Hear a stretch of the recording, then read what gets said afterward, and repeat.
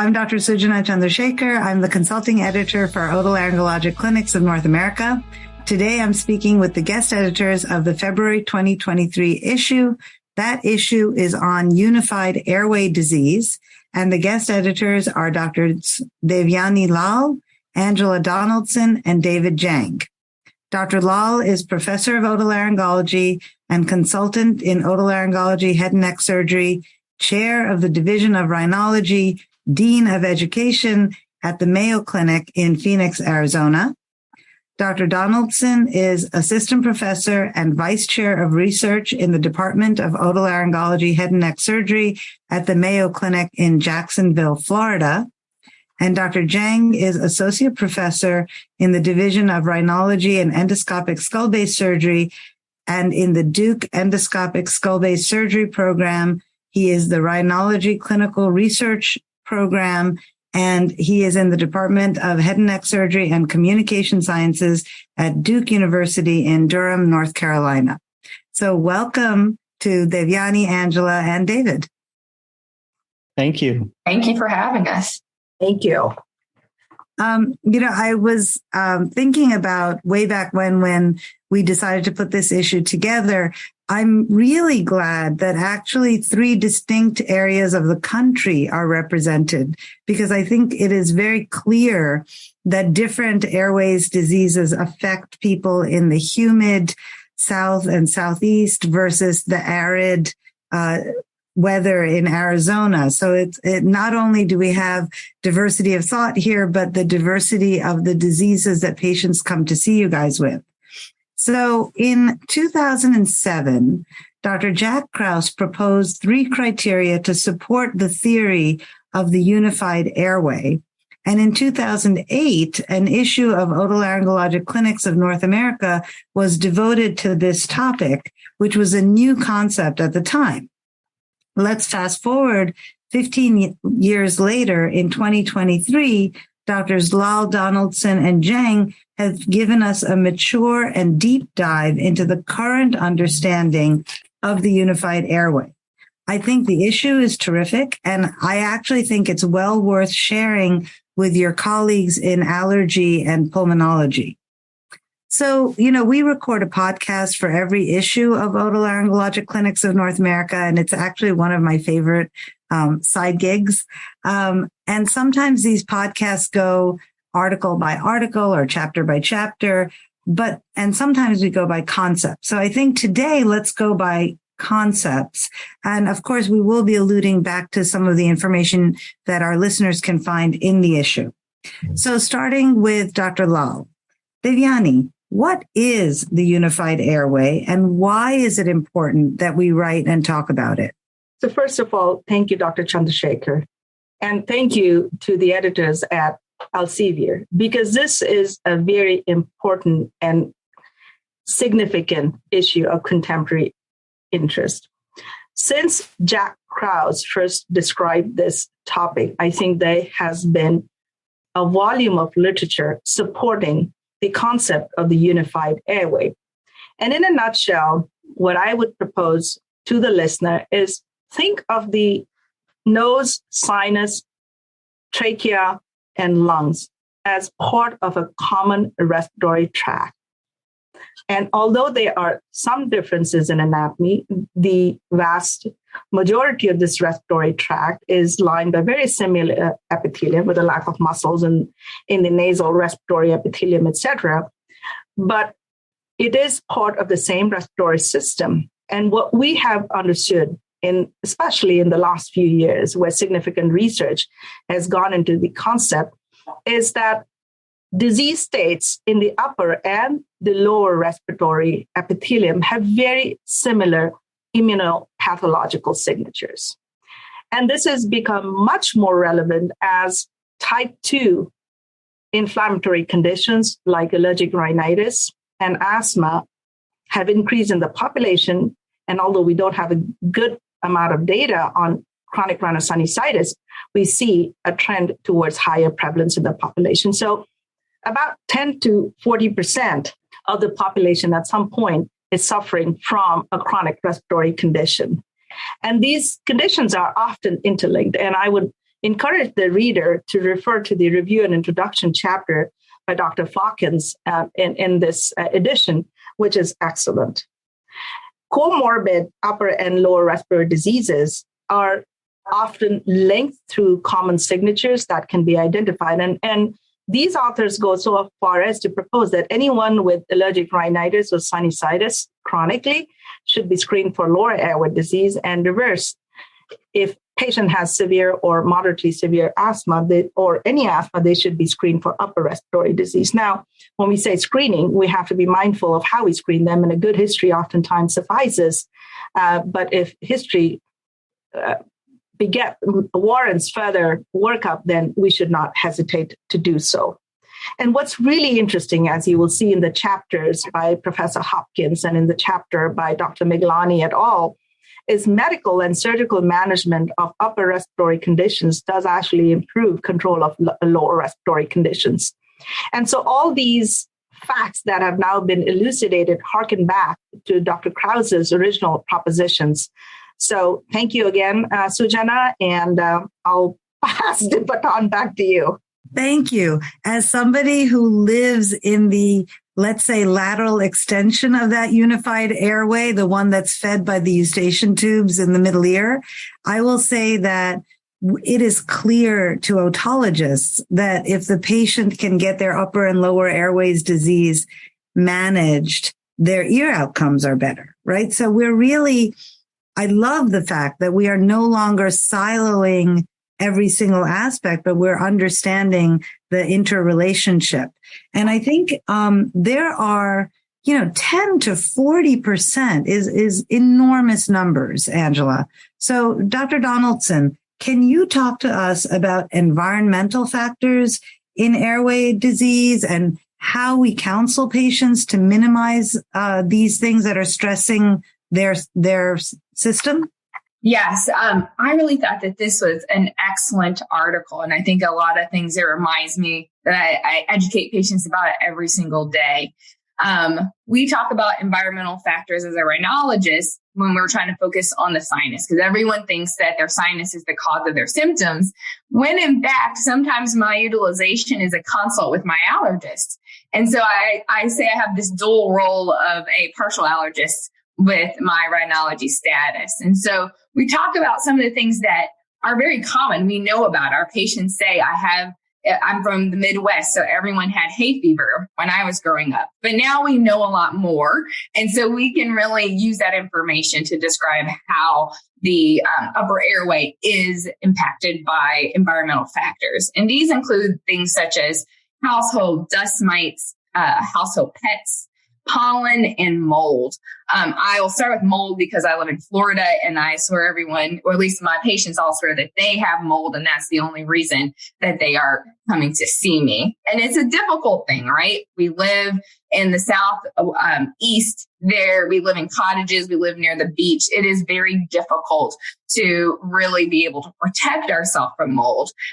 Mold likes to live in dark places. It likes to have lack of humidification. And so these things are challenging.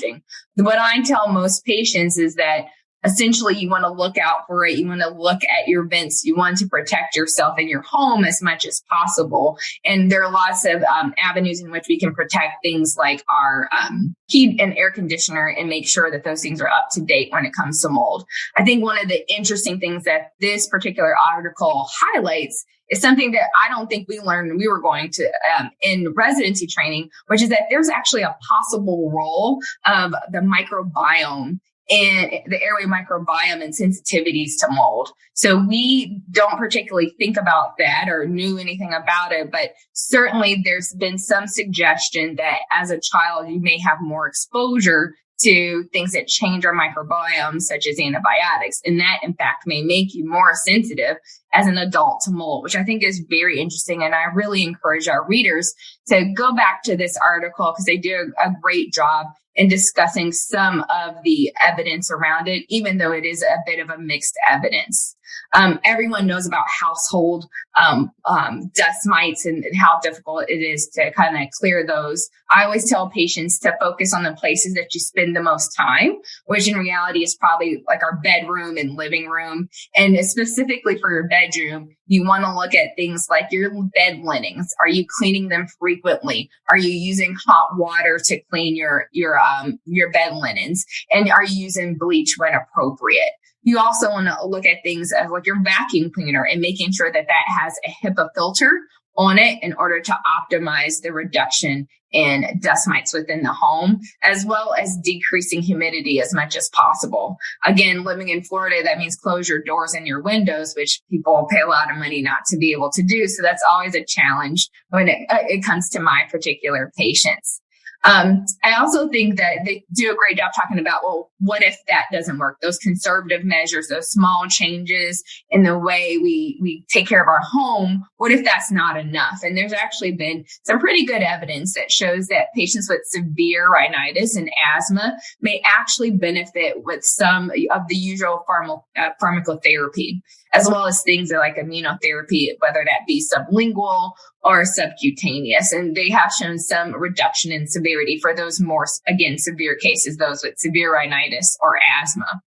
Pollen, we really think about in three different worlds. Again, depending on where you live in the country, this may be a year-long problem. So living in Arizona feels a little bit different than living in, Northeast Florida as it relates to in the springtime, which our spring lasts forever. We have a lot of tree pollen here, and everyone tells me, the oak tree is coming, or we refer to it here as the yellow rain. But this is a real problem. Also, during the summertime, grasses are more prominent, and then ragweed as well in the fall. One of the interesting things that they talk about in the article is how we are finding that the ragweed season has actually extended over the last several years, which I think is important to highlight to patients because they may think that time should really just be a August, September thing, and they shouldn't be having problems anymore because we're outside of what was traditionally, or what I refer to as what the almanac used to tell us about when these seasons would go away. And then I think finally, as it relates to that, household pets. When I first got out of training, I used to be such an advocate of everyone avoid your pets. I spent countless minutes and hours in a consultation trying to get a patient who had a severe sensitivity to their cat and dog to say goodbye to that loving cat and dog. And I think that we all probably have felt this kind of detriment when we have lost the battle. And I've lost a lot of battles on this, but honestly, it probably is by evidence-based the most appropriate and probably the most helpful thing for people to do. I think from a provider and a practical standpoint, it's really educating them about where that actual allergy severity is coming from, i.e. for cats. There's about 8 different pollens or allergens that they found in cats, and that it lives in the saliva as the most common place. And so doing practical things like not taking out the kitty litter if you can, doing small things to try and eliminate those. Also reminding patients, a lot of my patients say, my cat went on vacation for a week, or they went to someone else's house for a couple of days. And so why didn't I feel better? Well, the reality is, it can take several months with the cat not in your physical presence before that dander actually goes away. It's a similar case with dogs, which I have the same problem. There's about 6 different allergens that they found from a dog dander. And again, one of the things many of my patients point out is that they worked really hard to look for a hypoallergenic cat or dog. And one of the interesting things that the article showed, and what I think we need to highlight to our patients when they're growing out and they're spending lots of money on these hypoallergenic cats and dogs, is that there really isn't a way to completely have a hypoallergenic pet. That there are immunoglobulins and albumin that are in all these pets that actually are within any type of species that you have that you can still be allergic to, and not just the standard ones that we think about. So there's lots of practical tips that you may not win the battle, but the goal is to educate folks about the things that they can do and make sure that they're making responsible decisions. Thank you. Yeah, I think that the dialogue of, oh, but it's a hypoallergenic pet. Oh, but, I got it to stop sleeping on my bed, or, yeah. And you're right. It's all about education. It's all about what you're willing to put up with, I suppose, right? My mentor, who is an accomplished allergist at the University of Chicago, Jackie Corey, said, don't tell your patients to get rid of the pets. They will get rid of you first. So I always propose that. But I was also interested in hearing about from the group, you or everyone else, the impact of urbanization, pollutants, et cetera, because the authors do a really, really good job in pointing out the role of those agents as well in that chapter. Yeah, I think there's a figure 2 here. They summarize 4 major environmental air pollutants, which is ozone, particulate matter, sulfur dioxide, and nitrogen-based pollutants. And they really talk about the various effects of these pollutants on the unified airway. And it's really very elegant. I remember years and years ago hearing a study that looked at the essentially, we didn't call it unified airway, I think, back then, but essentially the unified airway issues of children in India living about 20 kilometers apart, with one cohort living in a village where there were really no cars. Everyone was in bicycle or walking. There was the pollutants in the air were really the cooking smells, compared to a cohort in a big city with cars and air conditioning and as you said, Angela, lots of antibiotics. And it turns out that the unified airway was healthier in the village, with possibly less medical attention because there was less environmental assault. And I think, we all know about this, right? We all know that we somehow breathe nicer when we're somewhere in the mountains where the air is clean. But I think it's definitely something we're looking at. I know many cities. I know New York is trying to change its fleet of the commuter buses in town, of the regular MTA, to electric. Right? We're doing our best to try to minimize those pollutants. But I agree with you, Devyani. That's a really interesting part of this article. I wanted to move on to talk to David. There's been some research looking at the different outcomes, even in animal studies, when we look at female versus male animals, and in fact, even female versus male cell lines. So we used to always use male sprawly rats, right? And everything was sort of based on that. And then, frankly, all of our medicines were tested in 80 kilogram men. And normally those were 80 kilogram Caucasian men. So as we are maturing in medicine, we are finding that biological sex impacts from a cellular level all the way up to a full person level. So can you talk to us about biological sex and respiratory health? Yes, absolutely. And this was a really interesting article written by Dr. Lal and her colleagues. And, the article provides a really nice summary of the evidence showing that there are indeed sex-based differences when it comes to the airway across multiple parameters. So that includes disease progression, severity, both subjective and objective, as well as treatment outcomes. Now, the article clearly states that the evidence for sex-based differences is strong. It's stronger in the lower airway. So we see severity of diseases such as asthma, COPD, cystic fibrosis. The severity is greater in women. Now, what we don't know exactly is, why is that? There are possible anatomic factors. Could it be that women have different size of the airways or in lung capacity? But there's also the potential for the influence of female sex hormones, which may, play a role in promoting airway inflammation. So the article really provides a nice summary of that. Now, when it comes to the upper airway or chronic sinusitis, the evidence is not as convincing. For example, we don't know for sure if chronic sinusitis is actually more prevalent in women, as some studies may show. I think the evidence is conflicting in some ways.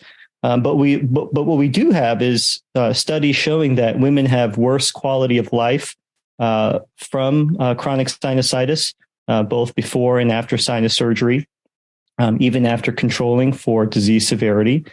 And again, that could be due to a number of factors. Certainly comorbidities such as migraine, depression have been shown to be more common in women. But overall, I think the main point of the article is that we definitely need a lot more research that needs to be done on sex-based differences. Sujana, you mentioned also based on race and ethnicity. We need to have more research looking at those factors. Thank you. Yeah, it's something you don't think about, without being prodded, right? You don't think, oh, this woman may end up having a different outcome than the equivalent man. And we don't understand the factors. I think one of the things Dr. Lal and her colleagues do point out is, women may tend to be less compliant. They're kind of busy taking care of maybe the rest of the household, or, their child has to go somewhere and they kind of forget to take their inhaler or their medicine for a few days. So there's a myriad of things that could be addressed, could be affecting this, but the fact that it exists is something we have to be cognizant of. So let's move from male and female to subtype and diagnosis of unified airway pathology. So Devyani, is there a way for us to think about the unified airway in a more categorical manner, perhaps lending that distinction to improved outcomes? Absolutely. And thank you for acknowledging my co-authorship on the previous paper. If I could just point out that it's just not symptomatology, but if you look at real outcomes and look at outcomes from cystic fibrosis and asthma, adult women die at a higher rate than men. And yes, there are biological differences, but social determinants also impact health greatly. And so, biological sex and gender roles, this is a vast area of interest for me, but I think it's something that we certainly need to do better in the otolaryngology literature in general. But going back to your rather more straightforward question about subtyping, I think the first part of is to figure out what the patient is coming to see you for and what the diagnosis. And history is really a really good clue in, and whether your symptoms are worsened during the allergy season, whether your cough is exacerbated during the allergy season, et cetera. And having that call out to the link between allergic rhinitis or non-allergic rhinitis and lower respiratory disease and the combination of chronic sinusitis with this as well. And I'd like to call out again the first chapter done by Dr. Hawkins and her colleagues. And that table in figure 1, they really have a good intersection of how mixed rhinitis, allergic and non-allergic rhinitis interplay with lower respiratory pathologists, because you will see that in general, allergic rhinitis has an association with allergic asthma and exercise-induced asthma, and then polyps associated with late onset asthma. And it is fascinating how the interaction of the environment and perhaps our own genetic susceptibilities interact to produce disease states later in life. So in general, I think that once we are past the history, we have to look at what this patient has. So if a patient has allergic rhinitis, you're thinking of concomitant chronic rhinosinusitis or lower respiratory pathology. If they have a history of smoking, then you're thinking of non-type 2 dependent airway pathology, sinusitis, as well as perhaps COPD/bronchitis/bronchiectasis. And in the article that we wrote together with Dr. Miglani and Devekar on subtyping, figures 1 and 2 sort of elucidate how to go about the testing, because obviously not everyone in this healthcare system requires, $1 million workup, but for the people that we can sort of clinically phenotype into different categories, there are testing that is helpful. my co-authors on this chapter, Dr. Miglani is a surgeon like me, and Dr. Devekar is actually an allergy immunologist. And that's the way we always think about disease subtyping in our practice, which is we look at the upper respiratory part, but we always send it to our allergy immunology colleagues to ensure that they are tested for lower respiratory inflammation, reactive airway disease, and if the history mandates it, workup for immunodeficiency. That's in a nutshell. And I can certainly elaborate on the figures, Sujana, if you want, but I think I would rather have the readers read that excellent chapter, even if I say so myself.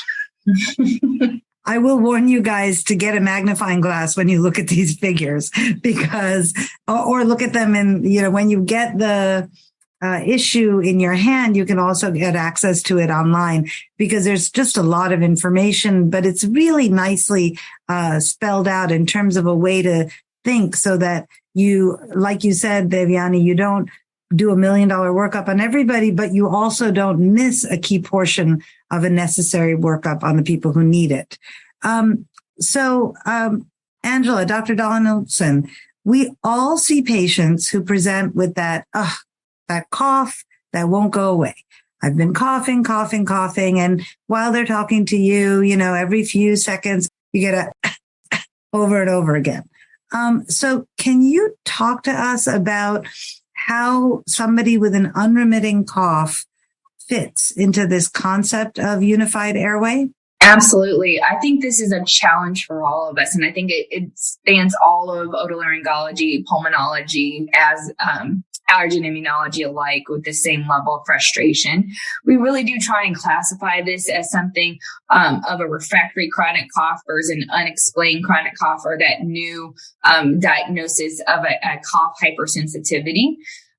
Really, I think that when we talk about the upper airway cough syndrome, which historically was called postnasal drip syndrome, I think that the author, even if I have to say so myself, did a great job talking about the history of this particular syndrome.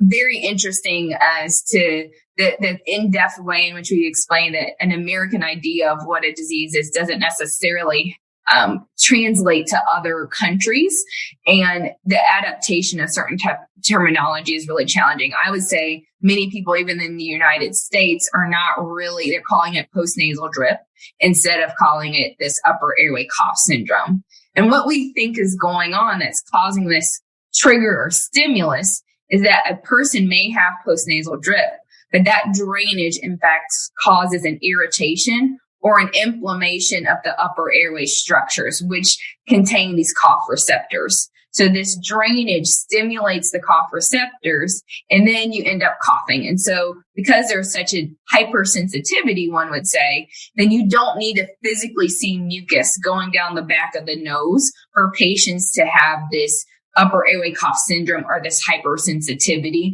due to chronic inflammation.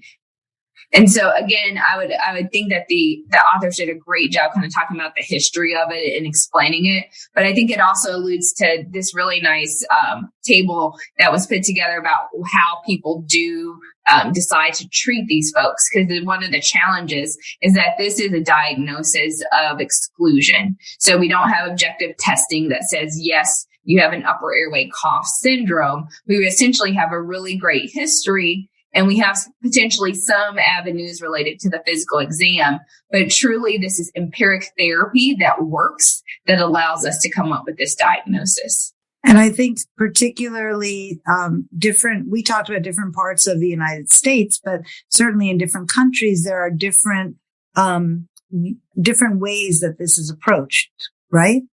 Absolutely. So, and I think a part of it also has to do with that history, is whether or not the concept is even a believable concept. So European societies, for the most part, feel as though the postnasal drip can't be specifically triggering or causing the cough, because there's certainly large amounts of patients who have postnasal drip but never cough.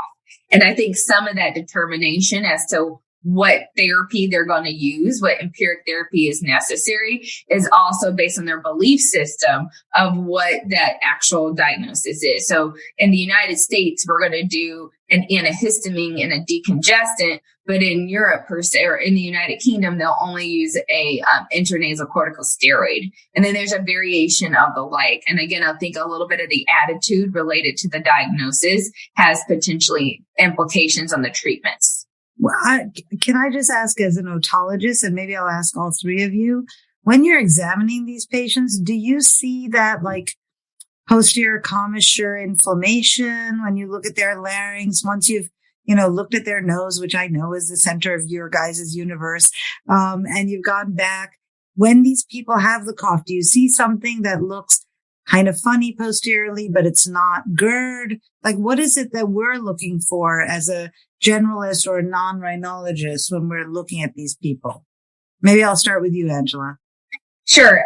So that's very interesting. And I don't know if we always are doing it right, but I'm looking for, is the nose the cause? Because they're coming into the office with a strong belief that their sinus in their nose is the cause. And so I'm looking for other implications that would make me consider allergic rhinitis or chronic rhinosinusitis as a potential source, because we do know that there is an association between upper airway cough syndrome and allergic rhinitis and CRS. And so number one, I'm ruling those things out. I'm looking at endoscopy, their history to rule those particular things out. And then I'm looking for actual mucus in the nasal pharynx. And if the answer is no to all three, then I'm going to the next level. I'm looking lower down into the airway. I'm looking for inflammation. I'm looking for cobblestoning. I'm looking for edema of the vocal cords that may help me determine, is this a reflux related issue? Is this I eat a lot of dairy and I just have increased mucus production related issue?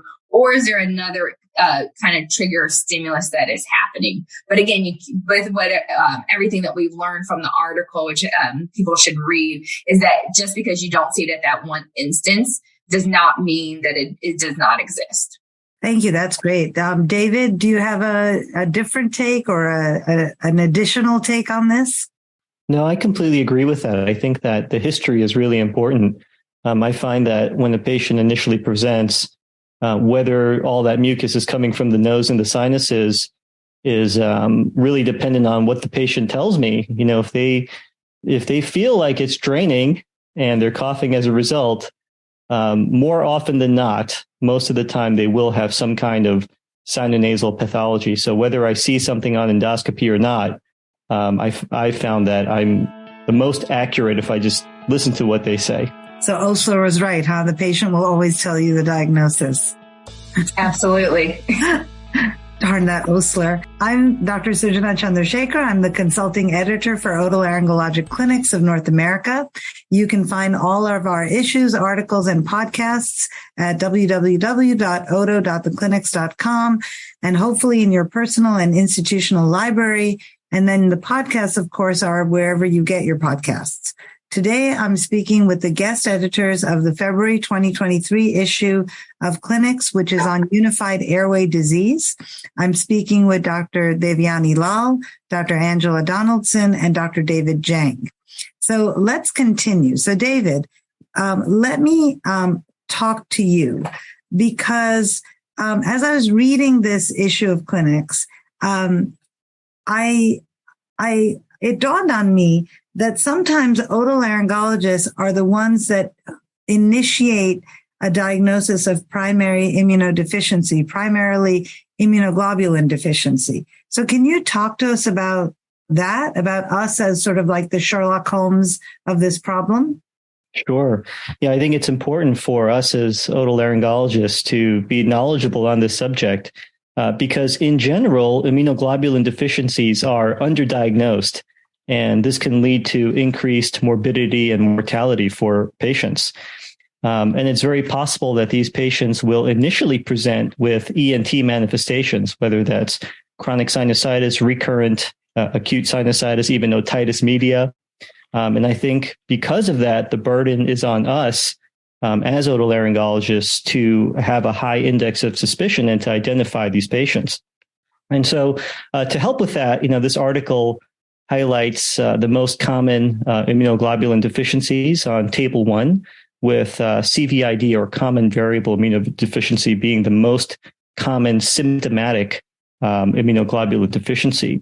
And what I would like to point out is that these patients will most often, again, present with both refractory or recurrent upper and lower airway inflammation. So this includes chronic sinusitis, otitis media, in combination with lower airway diseases such as COPD or recurrent pneumonia. But also, it's important to realize that immunoglobulin deficiencies in general are also associated with other infections in the body, the GI tract, skin. And then there's also an association with autoimmune disease and lymphoproliferative disease. So when we see a patient and we're getting the history, looking at all their medical conditions, if they have unified airway disease, in addition to autoimmune conditions, whether it could be Graves' disease or any of those, my suspicion for immunoglobulin deficiency becomes quite high. So clinically, are these people who have 2 or 3 episodes a year, or are these people who have sort of unremitting upper and lower airway disease? They can't seem to get off the steroids. They can't seem to find a place to live that doesn't trigger. Is that the kind of person phenotypically that we're looking at? Yeah, that's a great question. I would say that they can present both ways. So there are patients who have these recurrent infections with, periods of time in between where they're doing relatively well. And these are patients who may require multiple courses of antibiotics throughout the year. But there are patients who also have just a chronic, unrelenting form of inflammation. Most of the time in the sinuses, this presents as chronic sinusitis without polyps. We know that a lot of these patients undergo surgery. They may have improvement, but it can certainly lead to refractory disease.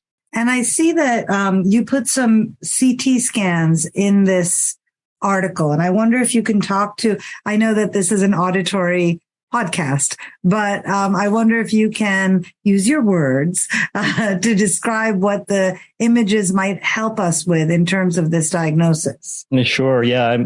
One of the images is probably one that we're all familiar with. And this is the patient with chronic pansinusitis who had conventional sinus surgery, but there's just still persistent mucosal thickening there that's not necessarily polypoid.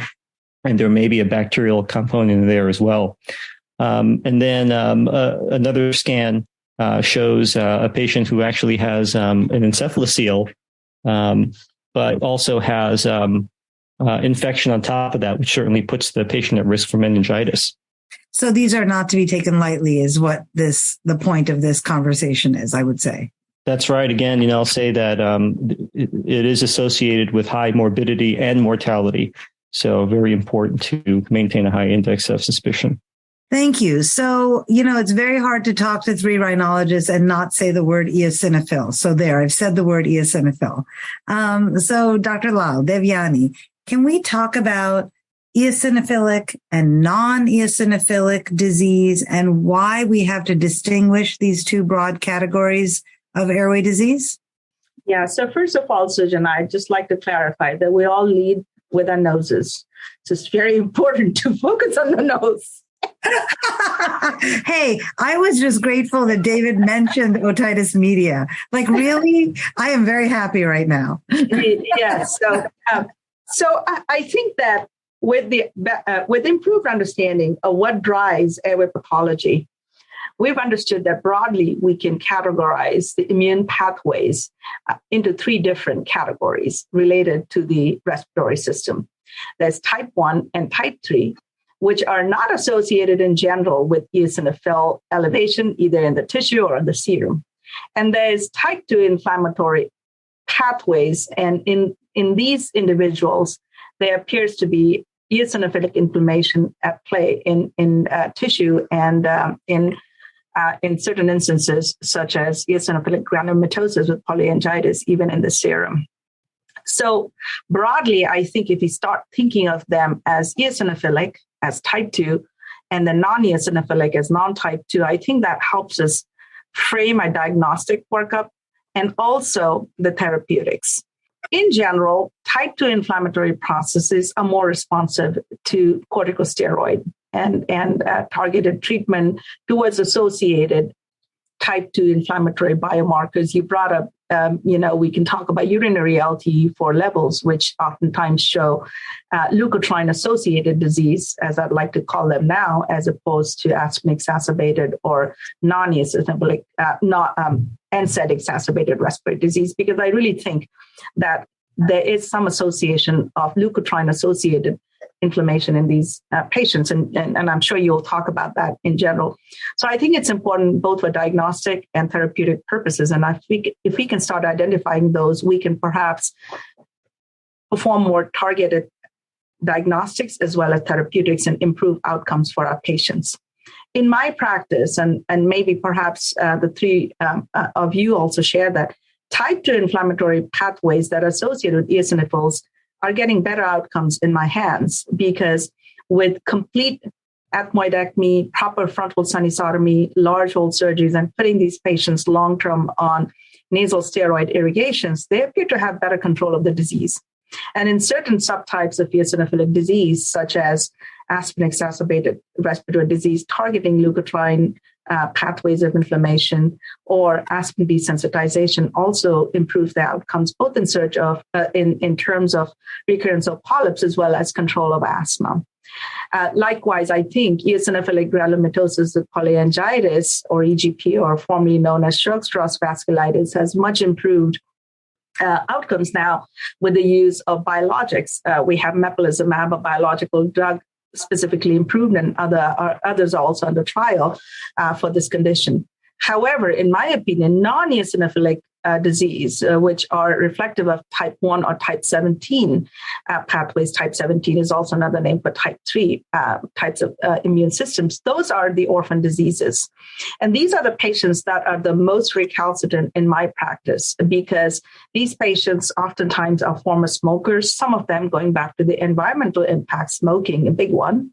And as with the rise of smoking in young women, I think we have to be worried about what will happen to them in 40 years. Secondly, you can see that environmental factors like serving in Iraq or Afghanistan, I see some of those veterans, and they have a very mixed bag of inflammatory markers in there. So definitely there are very different outcomes for these patients. And these patients tend not to do very well with oral steroids or even nasal steroids, and oftentimes you struggle. So it's important to subtype them adequately. I think that the best way that I have found that is practicable is to work with your pathologist and ask them to work with you in telling you, no, this tissue is not cancer, because we already know that. And no, this tissue doesn't have fungus. Well, fungus is everywhere. If it's there or not, it's a matter of chance. But tell us if there are eosinophils in there that are greater than 10 or less than 10, because that marker can give your patients the benefit of a targeted categorization and targeted therapeutics, and doesn't require 20-point standardized pathology report. But that may be very critical to the outcomes, and especially understanding that we now have biologics that target type 2 inflammation. Putting patients that don't have type 2 inflammation on biologics doesn't make sense. It's an expensive and potentially dangerous treatment. So that would be my supposition. I think that when we look at eosinophilic inflammation, we look at comorbid asthma as a factor. And if we look at patients that have chronic rhinosinusitis with polyps, you'll see that about up to 30% of them will have asthma if you screen them. And a good screening question we found is, do you have coughing? Upper airway respiratory hyperreactivity can often clue you into the presence of asthma. And there's another study we did where we said, okay, if you have chronic rhinosinusitis and the patient has cough, you may have asthma. There's a high sensitivity to that, not high specificity, but high sensitivity. I would say that that's important. If we look at patients that have severe adult onset asthma, about 80 to 100% of them will have nasal polyps, depending on which study you look at. You look at patients with allergic rhinitis. There are studies that show, that up to 100% can have asthma. I wouldn't say that that's all, true, but it depends on what study population you're investigating and where the study is located. So I really think it's important to categorize into eosinophilic and non-eosinophilic inflammation for purposes of proper treatment. And then if you, in terms of non-eosinophilic disease, there is so little that we understand that it didn't even make it as a distinct chapter in this edition, because that is a big black hole of non-inflammation. And as more and more of our patients go on biologics, for example, that target your immune system, we are seeing these patients in our practice, and we don't know how to manage them. And I think we'll have something to talk about as to what to do in the future, but that is a huge gap. But if you look at certain subcategories of non-type 2 inflammation that are granulomatous in nature, then we do know a few things about granulomatosis with polyangiitis, formerly known as Wegener's disease, and sarcoidosis.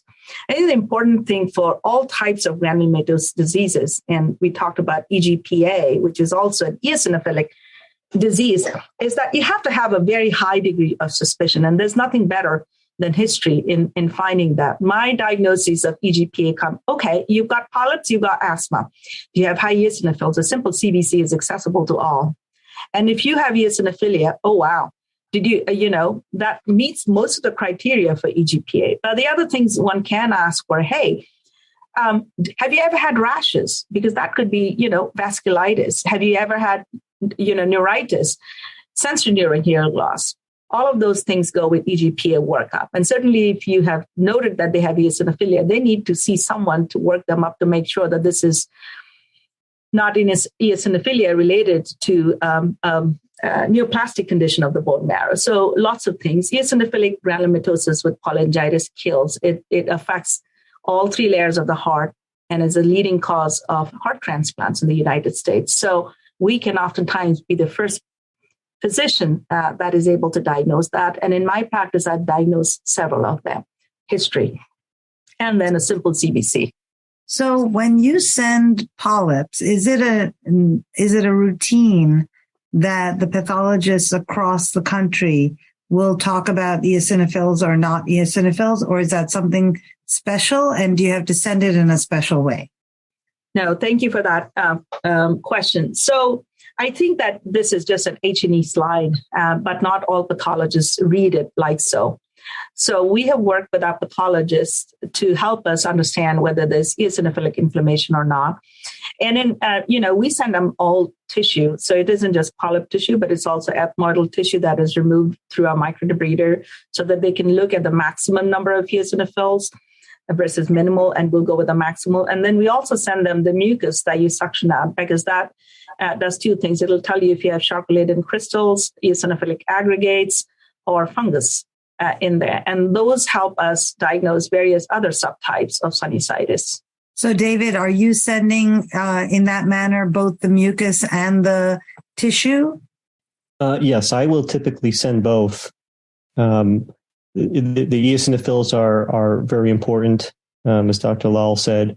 Certainly, microbiology can be, it can really define medical management as well. And Dr. Donaldson, Angela, are you doing anything different? Or if you see somebody like in the article on the non-eosinophilic granulomatous diseases, saddle nose deformity, maybe rashes, maybe other things, are you sending urine? Are you doing something different with your index of suspicion? Sure. I think what I would say about those where I think there's a type 2 processy is ensure that the patient is not on an oral prednisone before they get those things, including your pathology and or your blood testing. Their CBC was differential, which is part of my normal workup. As we know, prednisone can quickly reduce the number of eosinophils that we have, so we can get a false negative. So I'm just mindful of the timing in which I provide oral prednisone to patients if I really have a high index of suspicion that that's what's going on, because it will help me determine determine, yes, I'm right, or no, there's something else. Also, I think for patients where I think that there may be a vasculitic component to their type 1 disease, I will go ahead and send an ANCA. I'll send things to look at ANA. I will try and do the initial panels to try and differentiate that there's something going on that we need to kind of respond to a rheumatologist with. And so those are part of the things that you think of common things first. Is this just a recurrent acute? Is this a bad mucosal disease because a patient was negligent in medical therapy or treatment of their infections, and now we have to do something to improve their airway? And when those things don't seem to fit right, then I'm going on to, is this an immunodeficiency? Is this person have a vasculitis? And a panel will help us take care of it, even though it's not a perfect science, because certainly we know there can be something called limited GPA, where it's primarily focused in the nose, and a large number of those actually do not have a positive ANCA. Yeah, and if I could just add to that, Angela, really good points. And you diagnose EGPA with looking for vasculitis and skin lesions, sometimes ANCA testing. But I think the summary that is, again, harking back to the subtyping chapter, the figures 1 and 2 really go through some of the tests that are critical to diagnosing eosinophilic versus non-eosinophilic. But Drs. Mehta and Wise, in their chapter on eosinophilic inflammation, have done a really good job of presenting all eosinophilic conditions in there. And then Professor Lund and John Rimmer have done a really nice job of why in their chapter in table 1 on why it's so important to have a high index of suspicion for these non-eosinophilic granulomatosis diseases, because they go through ups and downs, and it's important to catch them when the disease is flared up. And we know that, if you biopsy the nose, having the chances of a positive biopsy for Wegener's disease is 40% or less. So, and ANCA testing can be negative in localized Wegener's as well. So your point, Sujana, about the saddle nose, septal perforation, crusting, etc., having that clinical suspicion is well taken. Thank you. So, Dr. Donaldson, let's move on to what we used to call Samter's triad. So we used to call asthma, chronic rhinosinusitis with nasal polyposis, and aspirin sensitivity Samter's triad. And now it's called AERD, or aspirin exacerbated respiratory disease, or non-steroidal anti-inflammatory exacerbated respiratory disease. I think we're trying very hard to name things so we can understand the pathophysiology rather than just remembering somebody's name. Although at some point I'm going to call something the Chandrasekhar something and make everybody pronounce my name properly and spell it properly. But that's just a dream state. So AERD affects over 1.5 million Americans. 15% of people who have nasal polyposis and asthma may not be aware of their sensitivity to aspirin or to nonsteroidal agents. So can you talk to us a bit about this entity? Absolutely. Thank you for that question. I think a lot of this goes back to what we just were talking about, which is having a high index of suspicion. So there was a really nice synopsis of the actual prevalence of this with whether you have CRS with polyps versus CRS with polyps and asthma, and then whether that asthma is severe. And when you have a combination of CRS with nasal polyps and severe asthma, the likelihood that that patient actually has AERD can be up to 70%. And these patients come to see us typically rather than our pulmonology and asthma colleagues first. So it is incumbent on us to know about that condition. I think there are many parts of that can explain a little bit of that 15% where people are walking around without the true diagnosis. One is which we've had a change in just the use of aspirin. So we're seeing these patients in that age range of 30, 40, 50 years old. And what was once aspirin, you take a baby aspirin a day for your heart health. Now that recommendation has changed. And so we're seeing people who just have never been exposed to that particular medication. And therefore, they don't know when you ask them, do you have an aspirin sensitivity? I get a lot of patients, especially my 30 and 40-year-olds, who say, well, I've never had aspirin. I've never taken it. And so one of those challenges for that 15% is just the near exposure. So then we have to ask other questions. We need to ask them things about whether or not they drink alcohol and whether or not they have any symptoms as it relates to alcohol. We know that there's been some really good evidence that shows that alcohol ingestion, whether that be respiratory, GI related, or rash or the like, any of those symptoms after consumption of alcohol, especially somewhere between 15 and 30 minutes afterwards, can be a trigger that patient actually has AERD. So there's other ways for us to increase our risk of our suspicion by asking them things around it. Have they ever had ibuprofen, Motrin, Excedrin, these more common things? Now, that's not a one-to-one. So just because you have a sensitivity to ibuprofen doesn't mean you have a sensitivity to aspirin, but it's an important question that we still ask because it's more relatable to patients. So really thinking about asthma, asking about the severity of their asthma will really be helpful in getting that diagnosis. I think the other challenge is that these incrementally kind of compound. So we start with some upper airway symptoms, but that usually precedes having the asthma related symptoms, which usually precedes a diagnosis of CRS with polyps. And so the fact that these things don't come on at the same time, patients may have been getting care for those individual symptoms, and no one has put the three things together. And is there a role for trying to desensitize to aspirin sensitivity in these patients? Absolutely.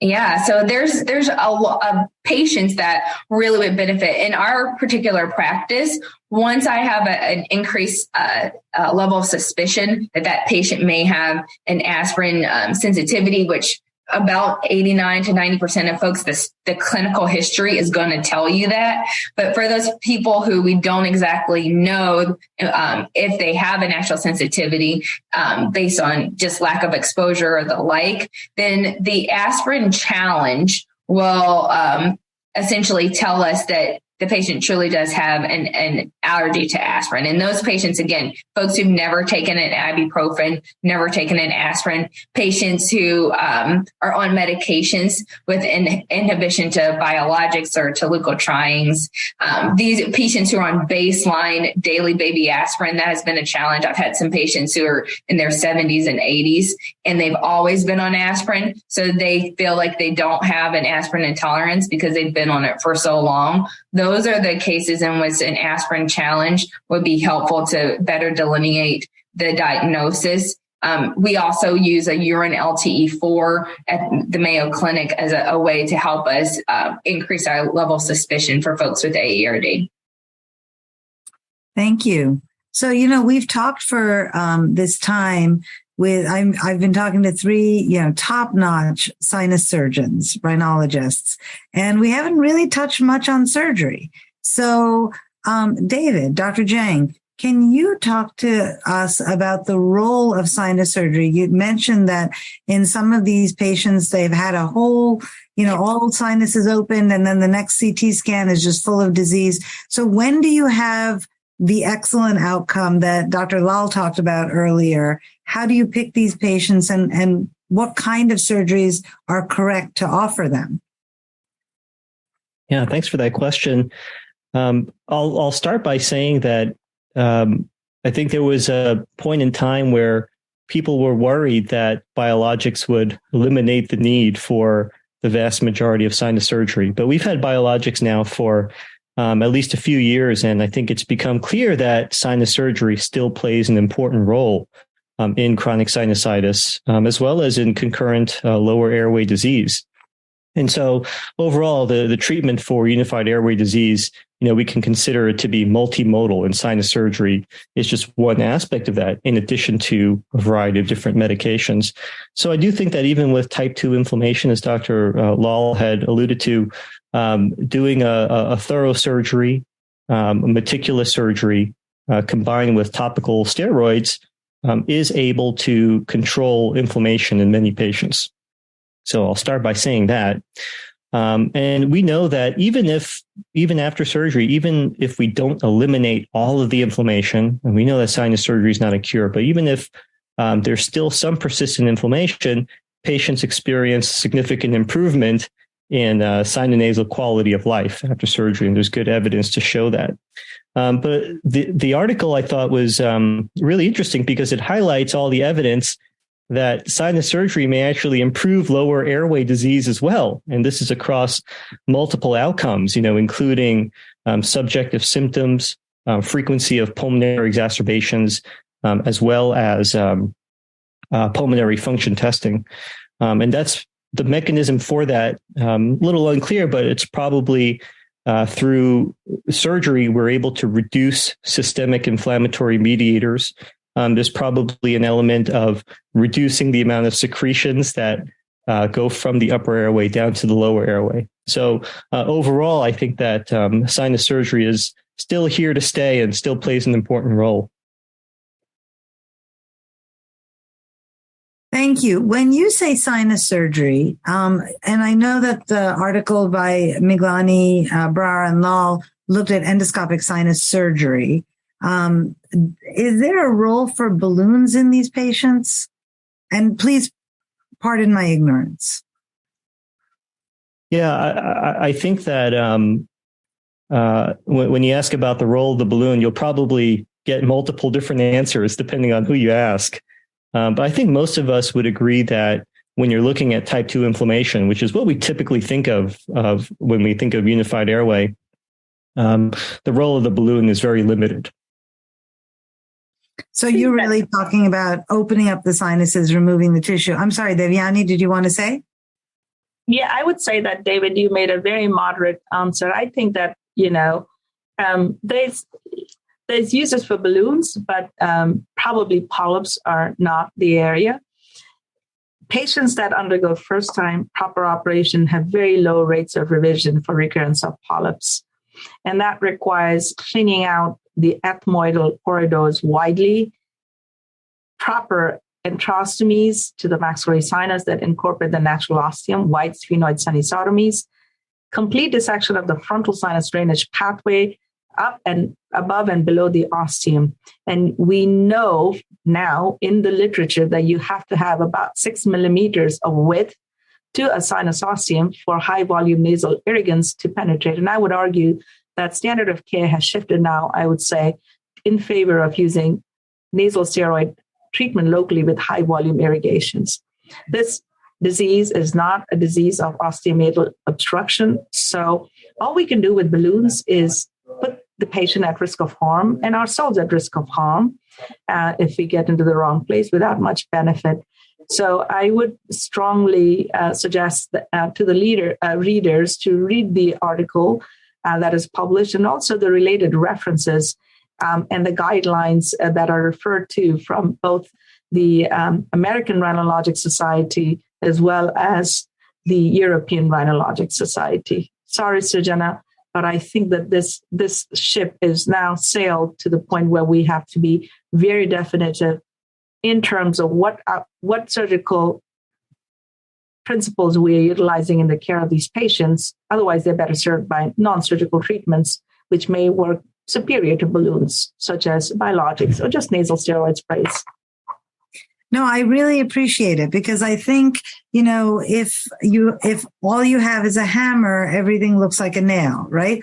But if, there's an armamentarium, and we've talked about, changing the environment. We've talked about, trying to wrestle the cat away from the owner. We've talked about, using medications, first line, second line, third line, and how that differs across countries. And then as we talk about surgeries, I think it's very, very important.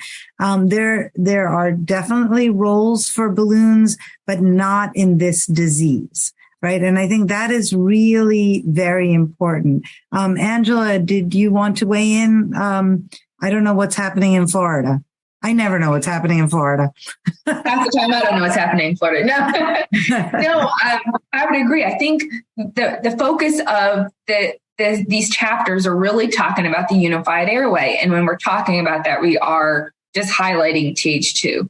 And I think it's, if you don't feel comfortable addressing the sinuses in their totality for true Th2 disease, then we have to do the right thing for the patient, which is not to balloon, to give a minimal space to get them the tide over, but really to allow them to have an opportunity to have surgery in a thorough and complete fashion so they have the best chance for success. I think sometimes we struggle, or people struggle with just the technique and comfort, and they rely on the balloon to give in hopes that medical therapy plus the original surgery, the more limited surgery, will do the job. And we just have not seen that to be the evidence. And so I think from my standpoint, when we're talking about the unified airway, we're talking about patients who have both an upper and lower respiratory or disease processing, we have to think about doing the right thing first, as Devyani said. So thank you. This has been a wonderful discussion. I would like to wrap it up with a sort of a what's the future speed round. So there's an article that you guys included by Ahmad, Marino, and Luong, and that talks about urinary leukotriene E4 as a marker, about how the microbiome influences airway physiology, and about targeted therapeutics that include biologics, JK inhibitors, and synthetic peptides, and these are all beginning to show promise. Table 1 in that article is really comprehensive, and I recommend our listeners to go look at it. So what I'd like to ask each of you is, based on what we know now, how should we research and validate these concepts further for patients with recalcitrant sinus disease and unified airways disease? And I'm going to start with you, Devyani. Oh, wonderful. So I think the future is bright because we are starting to understand so many dimensions to chronic rhinosinusitis. And as a byproduct, Sujana, your patients with recalcitrant eosinophilic otitis media may also benefit. Thank you. I so appreciate the friendship. But quite honestly, a large part of what we are learning is actually looking at, and smart researchers in chronic sinusitis look at the asthma literature to see where they are going. And it harks back to the whole concept of unified airway disease. Asthma is a life-threatening disease. Chronic rhinosinusitis has been treated as a quality of life disease, although it's a significant modifier for lower respiratory disease that can impact morbidity and mortality. So looking into the asthma literature, I think is very helpful. Some of the biologics that have now been adopted into our practice were all trial in asthma, and there are significant asthma trials that are still going on. I think I would like to refer to another chapter in this edition, which is by Brar and Lal on genetics and epigenetics. And for those listeners that may not be familiar with the concept of epigenetics, epigenetics is basically the study of how our native genes are functioning or not functioning due to the influence of environment, diet, nutrition, etc. And what happens is there is not a genetic mutation that as occurs in cystic fibrosis, but by the influence of the environment, our DNA can get methylated or acetylated, and it gets there are changes in what genes are expressed or overexpressed or not expressed. And that, I think, is what is happening with the influence of environment on the prevalence of sinusitis. I don't think our genetics have changed that much, but how we are dealing with the environment definitely has. So for me, that's an exciting personal goal that I'm investigating. And there are things that do actually target the methylation of genes. And that's one area that I'd like for us to focus further. And certainly there's an asthma trial that does show some benefits in reduction of methylation, which closes off certain inhibitory and regulatory genes. So that is an interest. And of interest to me is also the microbiome. And I think there are certain microbes that have influence. And without going into too many details, Staph aureus, we know that it may even have an etiopathogenic effect rather than being a bystander. We know that if we control staph in patients with Wegener's disease or GPA, that they have better outcomes. Pseudomonas is another disease modifier. And well, in women, actually, in high estrogen states, you can have a mucoid form of Pseudomonas that is very recalcitrant, and so it can be a disease modifier. We know that we control Pseudomonas better in CF. Patients do better, and they do. And but there's a host of bacteria and fungi and viruses we haven't studied. And one of the studies I've been involved with looked at viral markers as well. And so there's a lot to research in there. And what is that initial interaction at the immune barrier, which is basically an intact and functional mucosa in your sinuses or in the airway that now has been insulted and injured, that precipitated that immune reaction and begat the whole, the gamut of changes. So starting from the immune pathway, the genetics, the RNA, the proteins, et cetera. And each of these has a targeted diagnostic and therapeutic associated. So sorry, I kind of hogged that paragraph. That's okay. We don't mind. Angela, what's in your crystal ball? What's in your wish list for what we learn and how we study it? Yeah. For me, it's precision medicine. I think one of the things that we may not have talked too much about is the fact that these medications, whether it's surgery, whether it's maintenance medical therapy or biologics, are expensive, and they require some form of patient compliance in their duration. I always tell patients that sinus disease is a chronic condition. That's why we chose the word chronic when we described it. And so we as physicians also have to be mindful of the type of medicines that we're using and the expense that happens. And so for me, I'm really interested in precision medicines, identifying how do we de-escalate some of these medications that we're using. Biologics have really changed the game in our recalcitrant disease process. But the question that every patient gives us is, well, how long do I need to stay on it? And the answer that we have to give at this point is we don't know. The same thing with aspirin desensitization.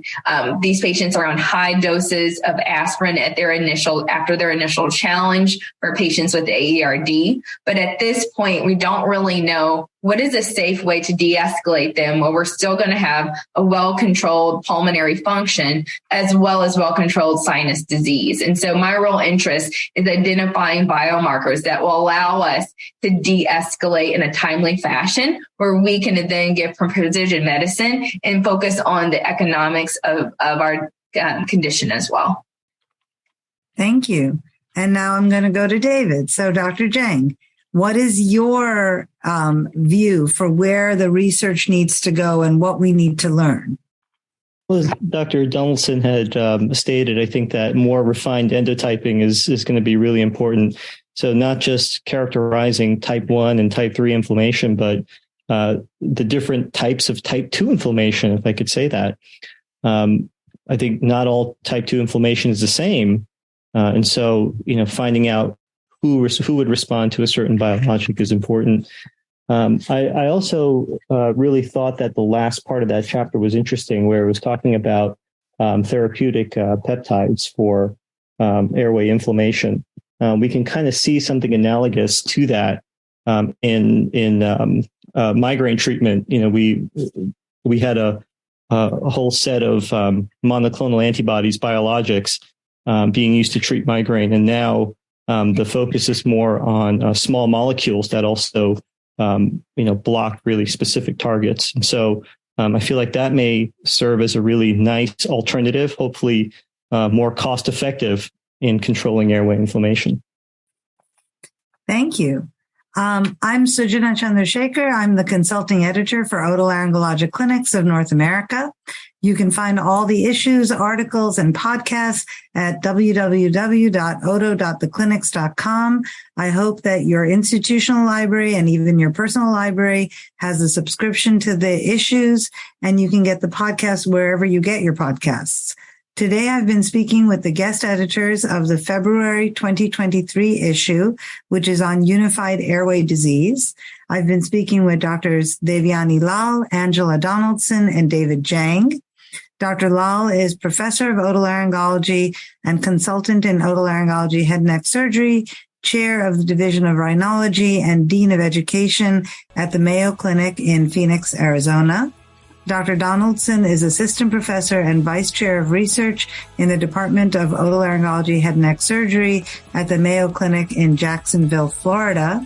And Dr. Jang is Associate Professor in the Division of Rhinology and Endoscopic Skull-Base Surgery and in the Rhinology Clinical Research Program in the Department of Head and Neck Surgery and Communication Sciences at Duke University in Durham, North Carolina. Thank you all for putting together such a meaningful issue of clinics and for spending this time with me and with our listeners. I've really had a lot of fun. Thanks for having us. Thank you. Thank you, Sujana.